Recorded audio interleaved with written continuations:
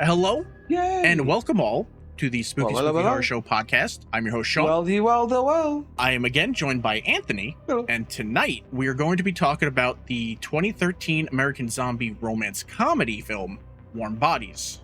2013. Yeah. And that's old. That's old now. Think about that. Yeah. Before we get into that, Anthony, how has your week been? Well, how has your 2 weeks been? Actually, honestly, I said it the other day. I've literally had complaint in the matter of like 3 weeks. I've had one complaint. The alignment bay is old. Like, it happens. That's it. I even said it to all the guys that I work with. I was like, listen, I've gone from having stress to where I was going to almost throw up before I got to the shop to like, I just can stroll in now, have a cup of coffee and go to work. Like, that's good. I have one thing to say, and it's why is the alignment machine suck? Like, they just keep repairing it and they're waiting for it to fully break. Yeah, because they want it to break so they can justify getting a good one. Understand, but I kind of need it now though. Yeah. But it's so fucking cool. I have no animosity to. I didn't do it, but to the cutthroat, like, I got to get up there and get better tickets from other people. You know what I mean? Yeah. I wasn't that person, but it just feels so good to not have it, that we all just work together. Just get it. Just get it done. Get your work done. Go home. And it's so fucking comforting. But yeah, that's about it. It is how many years? Comforting. Listen, looking back now, Texas wasn't bad. It just was. I was paid well. I was. A lot of racists. But, well, that just got me out of there. That's why. A lot of racist. Terribly racist. But what really got me was, it was the amount of work I was putting in versus what I wasn't getting. Yeah. And it was pissing me off. Looking back, working here, I would gladly fucking take that shit. Gladly would have taken that shit. Well, now you don't need to. Because you finally got a shop that is good. Honestly, because we talk about me and my body and how much longer I'll be able to do this. I could ride this one out here. I could go to full tech with them, do the 100%. They want it. Sure, I'll give it to you. You guys are taking care of me. I'll take care of you. Yeah, it's mint there. That's good. And my first fucking week, I was welding every fucking thing in God's green earth. They're like, yeah, we got a welder over there. I was like, fuck yeah, man, let's do this. That's awesome. So, I have not really done much of anything. Like I was telling you before stream that, once cancer's all taken care of, we want to get the fuck out. The big C's ass. Yeah. So we're looking at areas back on the East Coast to go back up there where we're from. But one of the main things East Coasters are whatever house we buy, we're making sure we have enough money left over to add solar panels and battery backup, because that's like the big thing up there. And it's an equity investment. Yeah. Up there, power outages really aren't that big of a thing. They happen, but the rate, not that often though. The rate that they happen here is out of fucking control. The wind blows and the wires knocks out, and the lights fucking flicker, and I'm like, what because the fuck it's is going private. on? It's all private. You know how they work out there. It's all privatized nonsense, back pocket bullshit, and you know it. Yeah. That's why your fucking 4 kids died that one year with us. That I had how long? I think you had no month of no power. I think I had no month of no power, and then the water was only 2 weeks or something like that. Like, that shit does not happen up here. Yeah. If anything, we kind of just go. Anargot said power outages usually only happen in the winter when some dickhead hits black ice. That's it. Yeah. See? Anargot also said, keep in mind you got to move close to me and Murdoch so we can eventually go IRL ghost hunting. Yes. I was telling him we're looking. I want to go to that burning coal mine near me. Oh yeah, the one I told. No, that's in Pennsylvania. That's the Silent Hill thing. But there's also Love Canal in upstate New York. That's like a toxic waste dump. It used to be like a town. I think it's up by Niagara, and there was like this whole toxic waste thing that happened, so they had to move everyone out. But apparently, like, all the buildings are still there, but it's a toxic waste dump. Love Canal tragedy about the EPA. Holy crap, that's not good. Yeah, I remember reading about that when I still lived in New York, and I was like, I should go, and then I was like, I don't want to walk in toxic waste, so I don't know about that. But Norgod, we're looking at the Hudson Valley area Pennsylvania, parts of New Jersey, and not Pennsylvania. Oh, obviously Pennsylvania, Philadelphia, and Scranton. We're looking around there. Since I haven't had a podcast to edit, I've kind of just been playing games. Unfortunately, you need a break. For production facts, Warm Bodies is written and directed by Jonathan Levine and based on a novel of the same name written by Isaac Marion. The film stars Nicholas Hoult, Teresa Palmer, Rob Corddry, Dave Franco, Leo Tipton, and John Malkovich. Fucking hate John Malkovich. Couldn't call you. I don't like him either. I hate that guy. Such a dick. Warm Bodies began shooting in Montreal, Quebec, Canada on September 2011, with its airport scenes being shot at the Montreal Mirabel International Airport. I'll say, okay. With a budget of $35 million and a box office of $117 million. Anthony, what are your spoiler-free thoughts? Oh, you want my spoiler-free thoughts on this one? Okay, so first off, I don't actually... See, this was an odd thing because you picked this, and I put it on, and the first words out of my wife's mouth is, and he picked this? I was like, I didn't really understand it either. So I was like, all right, me and her has watched this movie. It's not that it's a bad movie. It's not a good movie. Yeah. It's just not a good movie. Yeah. It's definitely one of those movies that if it's on in the background, it's there. There is way too many cross references for other movies, so it shows that they had an idea already that was made, and they used it in a more modern way to profit off of it. It's Romeo and Juliet, but zombies. Yes, it is. That's all that it is. It's essentially it. I mean, they even took scenes from the play and movies. Yeah. Well, this was actually a novel. This was based off of a novel. Yeah. Not the Romeo and Juliet thing. Like this was a book first. Warm Bodies. I don't know if the book is exactly the same. I highly doubt it. But this film is heavily inspired by Romeo and Juliet, which I mean that one might be too, because R is clearly Romeo, Julie is clearly Juliet. The Montagues would be the people, you know what I mean? It makes sense. Rob Corddry's character, that's what's his name, Mercutio? Yeah, Mercutio. Which I think wasn't that John Leguizamo's character? Yes, I love that one. I love John Leguizamo. I bet he's kind of an asshole. But yeah, it's definitely, like you said, it's a movie. It's a movie. It's not good. It's not bad. It's kind of like a. And we'll get into it because it's classified as a zombie movie, and like I said, I mean they got zombies. It got zombies, but where are you on your timeline? And we'll get into this. Yeah, I know the director said they wanted to take some liberties with the mythology of zombies. That's what I mean. Like, I don't understand where they were going. Sure, you can take the liberties. That's fine. I feel like they took too many liberties with too many things. They changed too much. Yes. Like, come on. The whole thing with like the bonies. Bonies eat anything with a heartbeat. Okay. How the fuck do they see zombies? Anything? Yes. Don't zombies do that too? Yes. So don't they eat anything that's fucking walking? Yeah. So you made it sound like they didn't eat.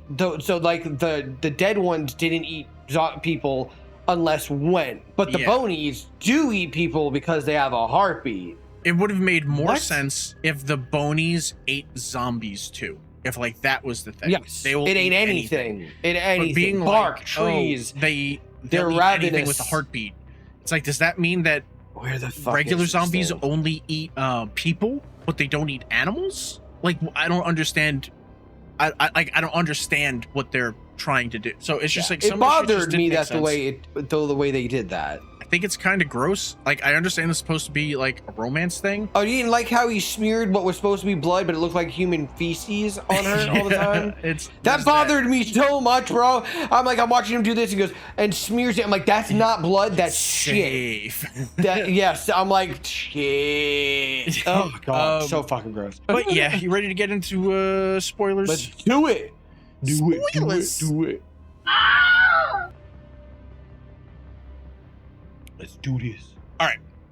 Taking place roughly 8 years after the zombie apocalypse, R, a zombie who can't recall his name but believes it begins with the letter R, spends his days wandering around an airport which is now filled with zombies, including his best friend M. R and M achieve rudimentary communications through grunts and moans and occasional near words. Also roaming around the airport and cities as a whole are bonies.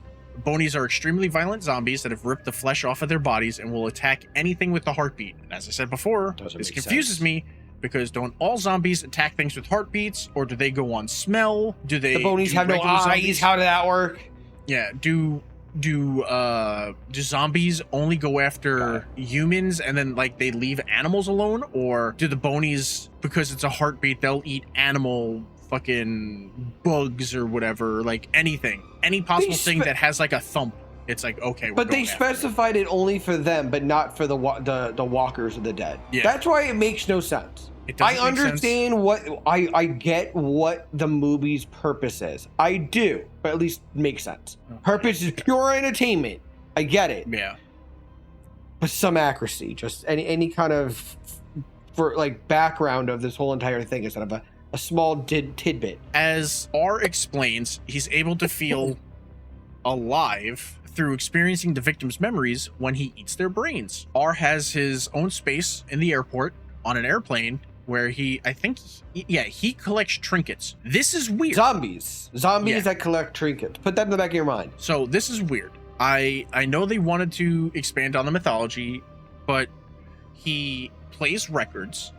He collects trinkets when they go out for like hunting for food and shit. Things just feel like you went too far. Like there was no reason for this to be a zombie film if the thing is basically remembering. Like human. It's basically getting there. It's a human. We've missed the turn. But then again, I don't believe he outfitted this place like himself. No, I think he stumbled into it, but then he contributed to it. Yeah, I have a feeling this is most likely like a safe zone for survivors, or and like they ended up dying there, or they're relocated to like that city camp and shit. He just keeps going. He knows how to open the door and lock the door. It's super weird. I feel like I don't know. Call him bullshit. Yeah, I don't know. Anyway, all the Z's are getting hungry. So R, M, and a pack of other zombies head into the city hunting for food. Julie, Perry, Nora, and a hunting party are sent by Julie's father from a walled-off human city to recover medical supplies from a nearby hospital or pharmacy. I don't really remember which they were supposed to be going to. I just remember that they had to go look for meds. While grabbing supplies, Nora hears something outside like a lab. Perry tells them to just ignore it and keep grabbing supplies. Of course. R and his group break into the room and begin attacking people. R gets knocked to the ground and spots Julie and is immediately enamored because she's hot. His heart beats for the first time since becoming a zombie. After being shot in the chest by Julie's boyfriend, Perry, R kills him and eats his brain while Julie is like distracted, trying to hide. Distracted. And I what is that? What Franco is that? The only one I like. Dave. What Franco is that? Oh, that dude is fucking hilarious. Yeah, I love his movies. But yeah, so he eats Perry's brains and gets his memories, which increases his attraction to Julie. As the other Z's start to notice Julie, R rescues her from the rest of the pack by, as Anthony said, wiping some of his zombie blood on her face to mask her scent. That looked like shit. I can't hold my tongue. I can't wait. Yeah, so shit. So they specify a lot that zombies don't bleed, and they keep saying what zombie blood did he wipe on him? It's just inside goopies. That's all that it is. It was shit. It was the shit you shat when you died. But yeah, he tells her she's safe now and takes her to his plane to keep her safe. Julie is rightfully terrified of R and suspicious of his intentions, so she tries to keep her distance from him, but he plays music for her, gets her a blanket, all shit like that. She starts to trust him after he rescues her during a failed escape attempt when she asks him to get her food, and when he leaves the plane, she sneaks out. Surrounded by Z's, he again wipes some of his blood on her face and tells her to act dead. She goes a little bit too hard pretending to be a zombie, seeing as how I love it. And he goes, have less.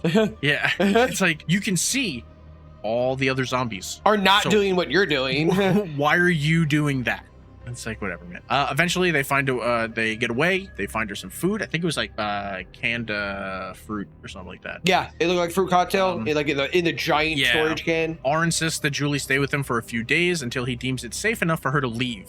To end up bonding. This is where we get like a montage of them playing records together, playing games, showing Fauci.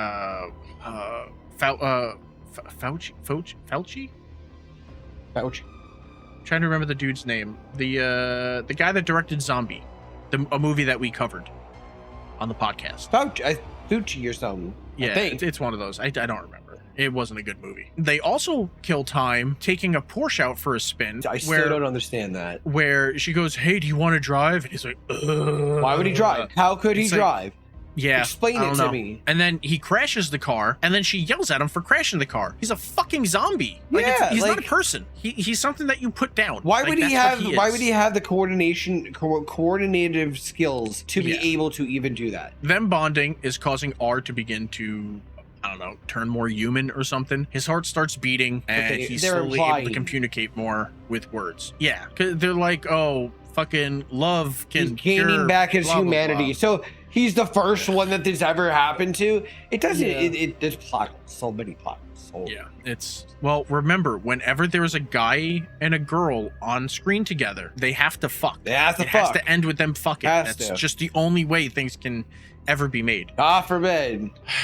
After a few days, Julie gets restless, and while R sits in the cockpit eating, she's sleeping, R's in the cockpit of the plane eating more Perry's brain when it gets to the memory of R killing him, which makes him mad because he's obviously seeing himself as a fucking monster. So he spits the brain out, and he looks behind and he doesn't see Julie there.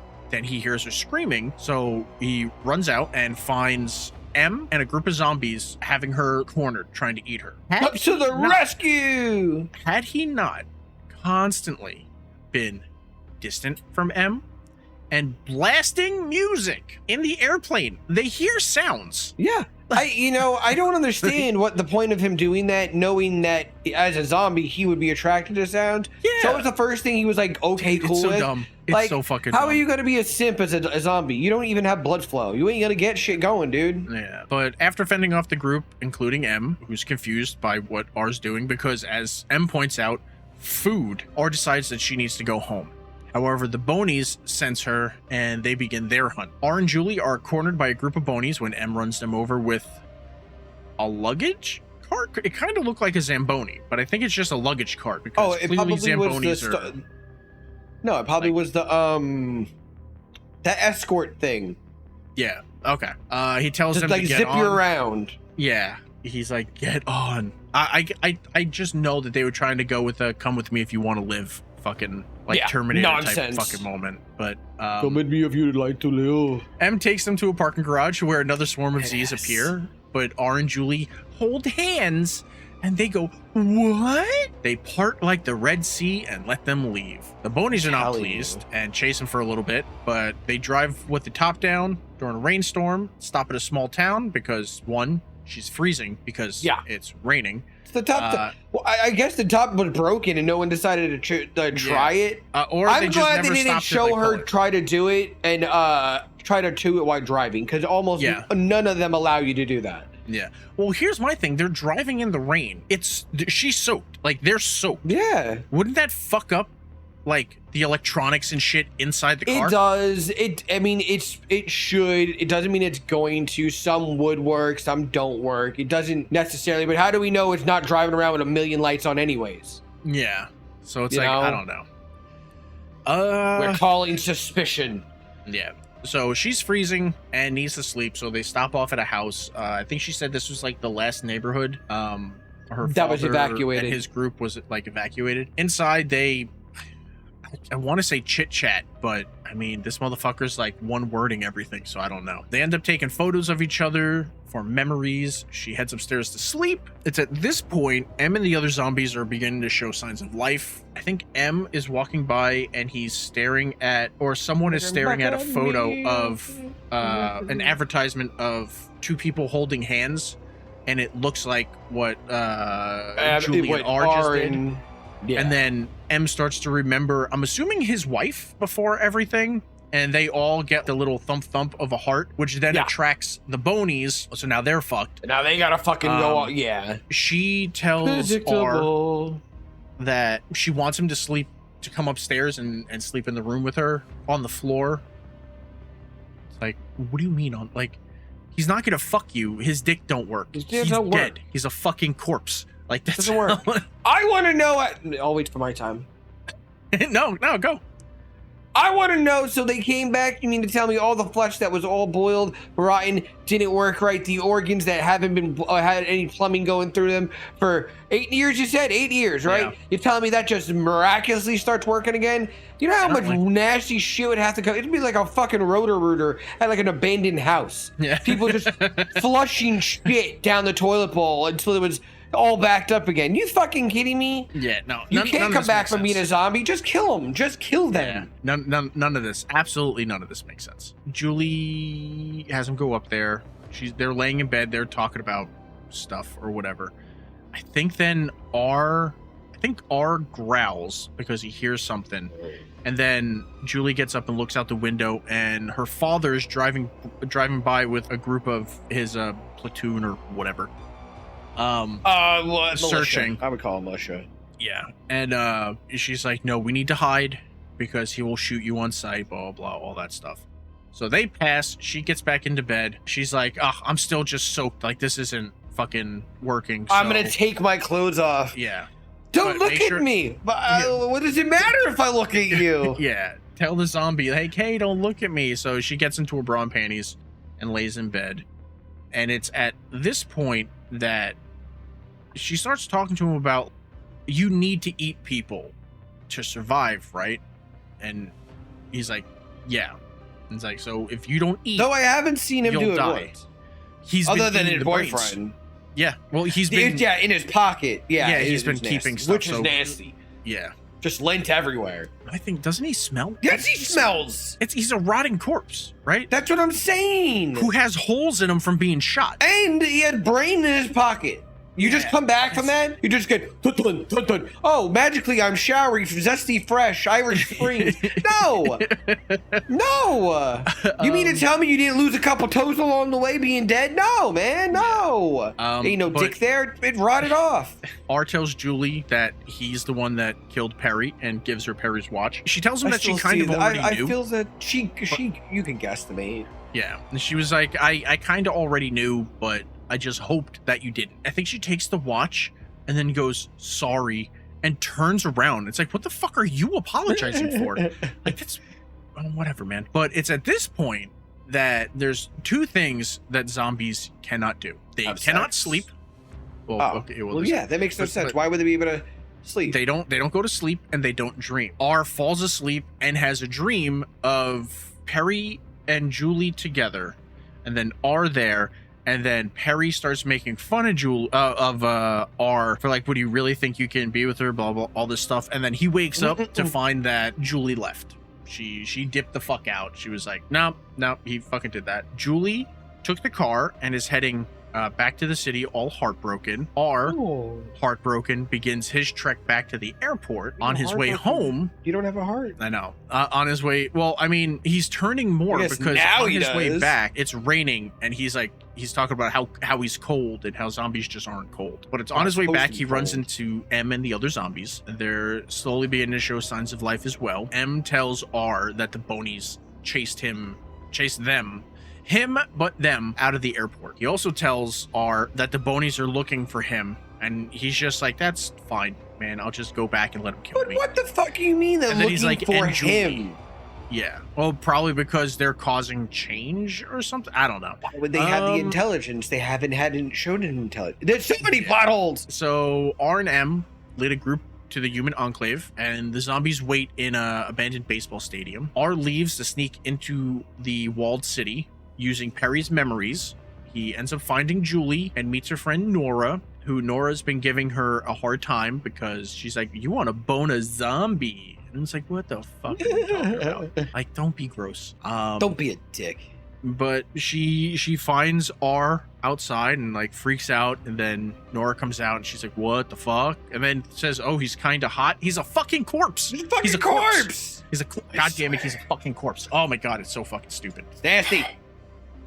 Sons of bitches. But they notice that R is becoming more and more like human. R reveals that the other corpses are also coming back to life. The three of them want to tell Colonel Grigio, Julie's father, who is the leader of everyone, what's going on. The truth. But they know if if they go to him with a fucking zombie, he's just gonna shoot him in the head and fucking leave it at that. So they do they do a Pretty Woman makeover scene by literally playing the Pretty Woman theme. I can't. And then they even she even says, "Are we really doing this?" Yeah, and at least with this, it wasn't like a real montage where it's like doom doom doom doom doom. Oh no. It was, she was playing it. She was like, ugh, fine. And then they put on Midnight City by M83. Still terrible. They put way too much fucking blush on him. Holy shit. I said the same thing. I'm like, when he gets next to people, won't people notice that? You can see when people put on makeup. We all went with those girls that had that really bad fucking. Oh yeah, where they don't blend. They don't blend. Like, you would be able to see that he has makeup on. So like, as a straight dude, and you look and you go, wow, you didn't blend at all. What the fuck? Yeah, like they're gonna know it's him or different for that matter. Again, it's like they do makeup and she's like, oh, he's hot. It's like, it's a fucking corpse. He's dead. Fucking, they decide to go. Julie tries to talk to the father. They get past that one guard and he's like, say something. How are you? In his Batman voice. At no point do you look and go, what the fuck is this? What is this? But they get through. Julie goes to talk to her father. It's not going well because in his eyes, a corpse is a corpse. Doesn't fucking matter. So and he's not wrong. Yeah, and that's when I like it. If I was in his position, I would be a little fucking confused that my daughter says, hey, a zombie saved me from other zombies. Yeah, I would be like, what do you mean? He kept me safe and then got me to a place where I can get home. He can kind of sort of talk and stuff. I'd be like, we need to capture this thing and run fucking tests on it. That's what we need to do. No, but like everything else, let's keep it quiet, so kill him. Yeah. But he doesn't. He doesn't. I mean, he tries. Spoiler. R takes it upon himself to be like, no. I will go and I will talk to him. Not like that, because that's way too many words and he can say like, me talky stuff. So he goes and fucking bumps into him, and when John Malkovich goes, who are you? It's like, R. It's like, R. You're a corpse. Yeah, immediately like you're a corpse. Like he's got the super sentient ability. Wait a minute, you're a corpse. The fuck you saying? You know, like they had him take a shower during the whole fucking scene, but which they put that in the wrong sequence, because even we were like, wait, they already started put makeup on him to put makeup on him to put him in the shower, maybe and I'm like, nah, that's maybe they just did it over and over again. Yeah, maybe that was smells. Nope. I was like, still smells like a corpse. It's like, nope, still smells. Corpse doing corpse things. Colonel Grigio dismisses them and threatens to kill R, stopping only because Nora pulls a gun on him. She tells Julie and R to run. They escape to the stadium where the rest of R's group is waiting for them, only to immediately find themselves to be swarmed by bonies. M tells them to run. The name. I know. They're not even bonies. They're just like missing. They're not. Skin. They're not even really no wait. Like I mean, if nobody has seen this, I don't mean to bogart his end of this. If nobody's seen this, it's not even the skin's off though. It looks like they went through a dehumidifier.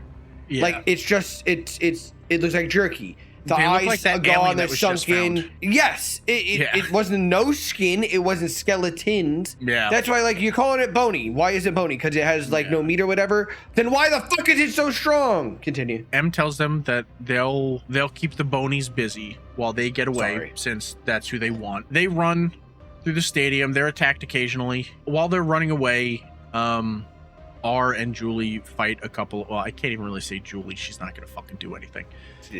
R fights off a couple of bonies to protect her and everything. The soldiers come in at this point and they have no idea who the fuck to shoot. But they made the right decisions. They took 2 seconds to think. They started to be attacked by the bonies, and I think a couple of them are killed before a zombie comes in and saves one of the soldiers, who's like, oh, and they got hey, all confused, like what the fuck? He helps them up, and then they're like, hey, they're helping us, so they're like, who do we shoot? And M throws one of the bonies and he's like, him.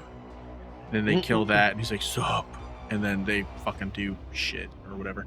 So now the zombies and the soldiers are fighting the bonies, but Julie and R are still running through the stadium trying to get away from them. They are catching up to them pretty quick. They find a door. Well, baseball stadiums usually are pretty big. They find a door that leads to nowhere. I don't know why that door is there. That doesn't seem like a door. You mean the one that would? Yeah, you mean the one that led out into like a giant leap into the water fountain that's in the front of the stadium? Yeah. You mean that one that went? Yeah. What the fuck would there be a door there for? It's clearly maintenance. What maintenance? There was no ledge or nothing. Yeah, there's nothing, and there was clearly never anything there. It was like part of the dome, and you just like. It just looks like an exit door that you push. You go, whoa! Yeah, that's it. What the fuck that's is that? exactly what so it is. Fucking dumb. It's a cinema thing, like. But R grabs her, and they jump into the pool, and he shields her from the impact. Which, let's be honest, that's not going to do a whole lot of shielding.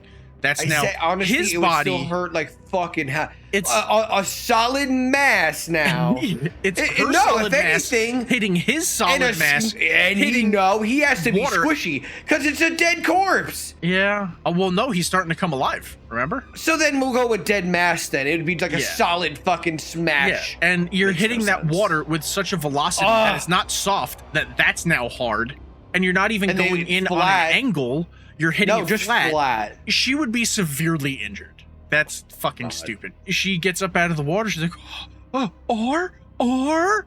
And then he comes up. Oh, yeah, because when he goes down, he hits his head. He knocks his head and he goes unconscious or something, which I guess triggers him. Yeah, becoming human or something. I would have figured, like, when he gets up, that's where it's like, when she touches him, this is going to pull back and it's going to be blood. And it's like, oh, he's human now. Yeah, that would have been better. But no, she does not know he's human yet. He's still wearing his makeup, his pretty woman makeup. And what is it? Anari God said, the kinetic force would still impact her innards from impact. Falling 80 feet and hitting water generates the same kinetic force as you hitting cement. Yeah. Yes. Yeah. It's exactly 100%. She would That's have why so when they many always show broken people bones. jumping. Yeah, that's why you see so many people that jump off a large place. If you don't know how to properly do that, even those people they got to train their bodies for it. Oh man, you got to clench your butt cheeks. Shit. You ever hear the stories of the people jumping into like the spike in, but they don't clench their butt cheeks and water just shoots right up their asshole? Shoots up their asshole? Oh, oof, God. Absolutely not. Talk about a nature's enema. He goes, I've fallen 6 feet and had the air knocked out of me. Yes. But yeah, so when he comes up, she's like so happy to see him that she kisses him. He's still a zombie at this point. She doesn't know he's human. Zombie mouth. Until right after the kiss, her father apparently showed up, was dead silent to watch his daughter make out with a fucking corpse, and then fucking shoots him in the shoulder. Julie now attempts to persuade him that R's changed, and now she notices that he's bleeding from his shoulder wound, revealing that he is completely and revealing that he is completely revived and is human once again. I still was waiting for him to be like, not anymore. Yeah, the humans and zombies combine forces and kill most of the bonies while the rest die of starvation. The zombies are slowly coming back to life and start to assimilate into human society. I like driving back. He's just got a bullet in his shoulder. Like, yeah, like they're just letting this kid bleed and shit. Yeah. And I'm sitting there and I'm like, wait a minute. No, when they got out of the pond thing, I was like, no one said medic. Like, you just proved that he's bleeding and zombies don't bleed. We're gonna let him bleed out again. And I'm like, nobody threw a shirt at him, be like, hey bro, we should probably put some like, no, we'll let you die again. Since you died, been dead, came back, shot you, and we're just gonna let you die again. Yeah. Well, sounds like the American health system. As they're driving, her dad looks back and goes, "You're still bleeding back there?" Yeah. Yeah. Good. And he's like, "Good." It's like, oh, thanks, guy. Well, just let me die from bleeding, and turn back into a zombie and have your daughter make out with my corpse all over again to have me turn back into a human. It's like, fuck, it's stupid. It's so dumb. Later, a fully human R and Julie watched the wall surrounding the city being demolished, signifying the end of the apocalypse. And what's his name? M meets a cute lady and stuff. Anari God says, he said the power of boners cures zombies. It's now canon in zombie mode. And my favorite part is where they destroy the giant cement walls. Like, their logic was, we cured 20 zombie. The rest of the world is now safe. Yeah, it's so dumb. It's so stupid.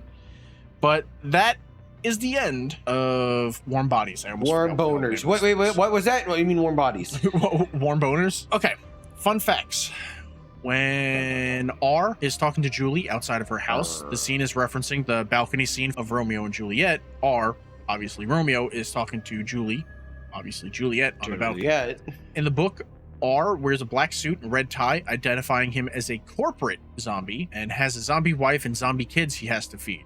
The film ditches all of this to age the character down and dress him in jeans and a hoodie. The image of the movie poster of R giving Julie flowers actually never happens in the movie, but it did happen in the book. Well, books are always better. When Julie leaves the airplane for the first time on her own, one of the first zombies in the small group on the tarmac looks like Rick from The Walking Dead. Oh, didn't notice that. In preparation for the roles, the cast and extras went through zombie camp where they learned how to move and like react like walking corpses. I hate that people do shit like this. Do you really what do you mean, go full force? Or that you need zombie acting? Do you really acting? need to send them to fucking zombie boot camp? There have been enough zombie movies now that's not shit that you need. Yeah, like if you can't pretend to be a zombie, natural. It's like, oh, but you know, if they didn't go through zombie boot camp, they would have acted the way Julie did when he told her to act like a zombie and everything. What do you do? I'm a professional zombie. What do you mean? I'm a zombie actor. I went to school for it. What? Yeah. What? It's like it's so fucking dumb. It's so stupid. It's one of those useless things on a fucking film set. When R returns to the airport with Julie for the first time after the raid at the lab, an automated announcement in the background can be heard saying the white zone is for loading and unloading of passengers only. This is taken from Airplane from the 1980s at the beginning of the movie when Ted first arrives at the airport. Yeah, I love it. Don't call me sure. Teresa Palmer mentioned on the DVD commentary that one of the moves she does during the zombie fight is the weed whacker, and that is an homage to one of her previous roles in number 6. Her previous roles as number 6 in the movie. I'm number 4. Yeah, that's it. What are your spoiler thoughts? Oh, God, wait, what is this? Headcanon, Julie's dad is just Marvin Boggs from the film Red. What are my spoiler-free thoughts? Conspiracies were proven true. Yeah. Now that everything about the movie is out in the open, what'd you like? What'd you dislike? I just liked that it was poorly written, but it wasn't even written. It was just taken from something else. I don't like that zombie films have become more complicated, so they try to make them like, I have intelligence, I have this, but you don't give any idea or background to how did it work, why is it working. Like, you're just thrusted into this just because they had a Romeo and Juliet idea. Yeah. You know? So, I mean, I like the actors. I mean, I don't think the acting was bad. I don't think the people they casted was bad. It's just not a zombie film. It's kind of, like I said, I only watch rated R movies or rated G movies. There's no real in between for me, and it just lacks. It lacked the adultness of a zombie movie, and like one of those movies, like what is it, Fredo, the zombie pet. Oh, you might not have seen. Fido. You know what I mean? It doesn't give that comedy appeal. Yeah. Yeah, like you like. But I love that actor though. What is it, Nicholas Hoult? Yeah, I love that guy. He's a good actor. Yeah, acting was good. Acting was really good. I mean, I feel you can't really say that with John Malkovich. It's like he's just that in everything. It's like, all right, sure. But I think the biggest part that annoyed me was the sheer amount of liberties they took with the mythology of zombies. Oh, okay. Because I can do that. I can fully get behind the power of love making zombies not zombies anymore. Like, fine, nope, whatever. That's stupid. Because it's like we don't even know what caused the zombie apocalypse. Like, what was it? Yes. Was it a spell? Was it voodoo? Was it toxic waste? Was it fucking a virus? Built in a lab? Like, we don't fucking know. So whatever. You want to do power of love, brought him back, that's fine. But then he has to be full on zombie. You can't have him be like, oh, well, even before he met Julie, he was walking around going, ooh, snow globe. I'm going to put this in my pocket and bring it back to my house. I have consciousness. It's like a person of the dead. The fact that he can't talk. And when they show the scenes with him and M, and it's just like, and stuff like that. And then all of a sudden he's like, music. And she's like, oh, a record player. Well, why That's would so he antique. know music? Don't you have an iPod? Sounds better. It's like, shut the fuck up. It doesn't make sense. He has too much intelligence at that point before she got there. This is basically like a horse girl's fantasy. You watch Bob Burgers, right? Yes. this movie was made for Tina Belcher.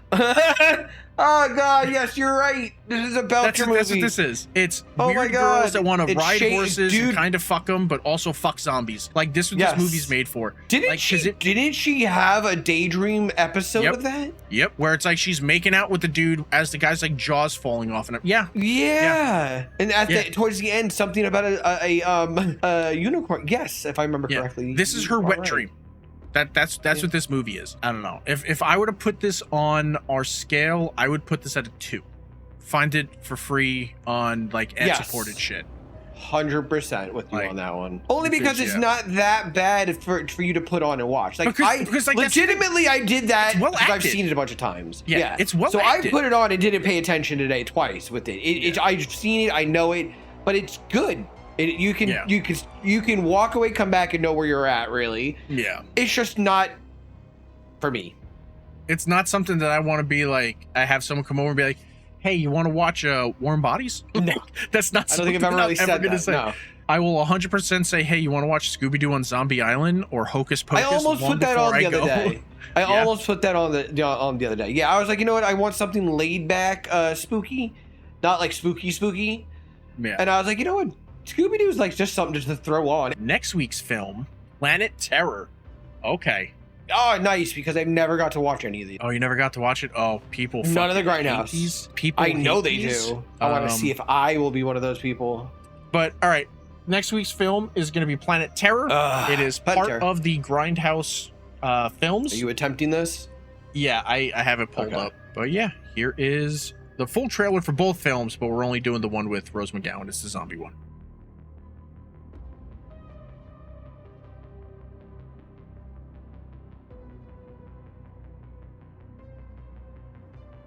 That's it for today's podcast. Thank you everybody very much for stopping by, and we will see all of you next week.